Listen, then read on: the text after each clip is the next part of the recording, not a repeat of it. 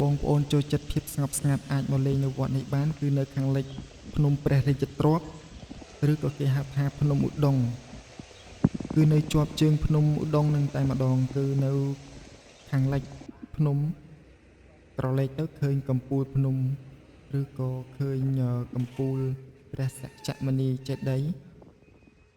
បើនិយាយអំពីទីធ្លាវត្តវិញគឺស្រស់ស្អាតមែនទែនបើសិនជាពុកម៉ែបងប្អូនទាំងអស់គ្នាមកធ្វើបុណ្យហើយអាចមកលេងនៅទស្សនាកំសាន្តផងដែរនៅទីធ្លាវត្តគឺស្រស់ស្អាតមែនទែនលោកតាលោកយាយអីប្រកាសជាចូលចិត្តមកធ្វើបុណ្យនៅនេះព្រោះអីឲ្យតែថ្ងៃសិលថ្ងៃអីហ្នឹងគឺគាត់បានមកលេងផងហើយបានមកចង់ដឹងចង់ស្គាល់ចឹងណាបងប្អូនទាំងគ្នា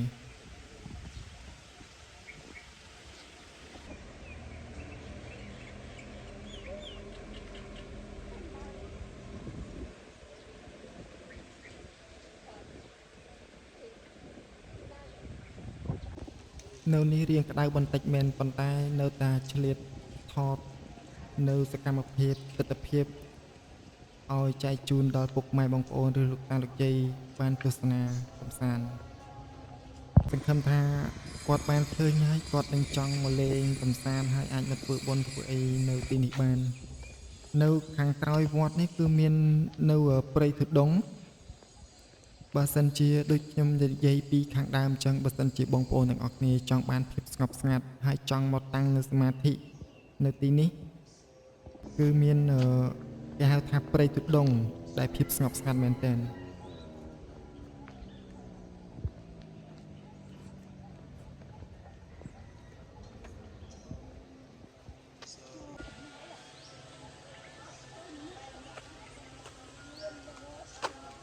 បើនិយាយអំពីទីធ្លាវត្តវិញគឺធំមែនទែនមិនដឹងជាដីប្រមាណហត្ថតាទេបងប្អូនទាំងគ្នាធំ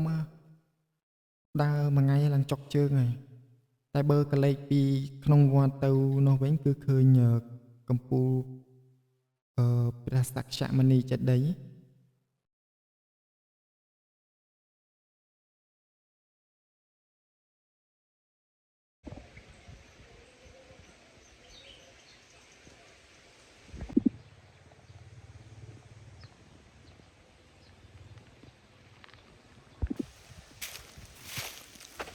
នេះជាកន្លែងព្រៃធុដងដែលបើសិនជាបងប្អូនចង់មករកកន្លែងស្ងប់ស្ងាត់ដែលមានតាំងសមាធិនេះជាកន្លែងដែលយាយគាត់តាំងសមាធិអញ្ចឹងណាបងប្អូនអរគ្នានេះគឺជាបេតុងចាក់សាប1.4 ម៉ែត្រជ្រុងគឺសម្រាប់អង្គុយនៅតាំងសមាធិនៅក្រោមដើមឈើនៅក្នុងព្រៃគេហៅព្រៃដាក់ផ្លាកនៅខាងមុខនោះគឺគេហៅថាព្រៃធុដងគឺមានព្រៃអស័យព្រៃអីចឹងថាបងប្អូនអរគ្នាគឺនៅចិត្តភ្នំឧដុង្គដែរបន្ទាប់មកខ្ញុំធ្វើការឡើងមកផ្តិតយកទស្សនភាពនៅលើភ្នំព្រះរាជទ្រព្យម្ដងនេះជាព្រះពុទ្ធដែលបរិនិព្វានថ្មទាំងនេះគឺបានបាក់បែកស្ទើរតែទាំងស្រុងហើយប៉ុន្តែក្រសួងវប្បធម៌បានជួសជុលឡើងវិញគឺបានមានភាព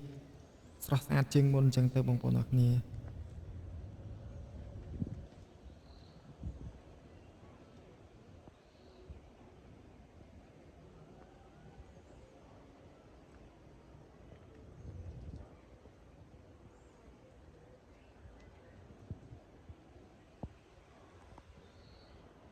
បើបែកព្រំខាងនេះគឺអត់សូវមានបងប្អូនបាន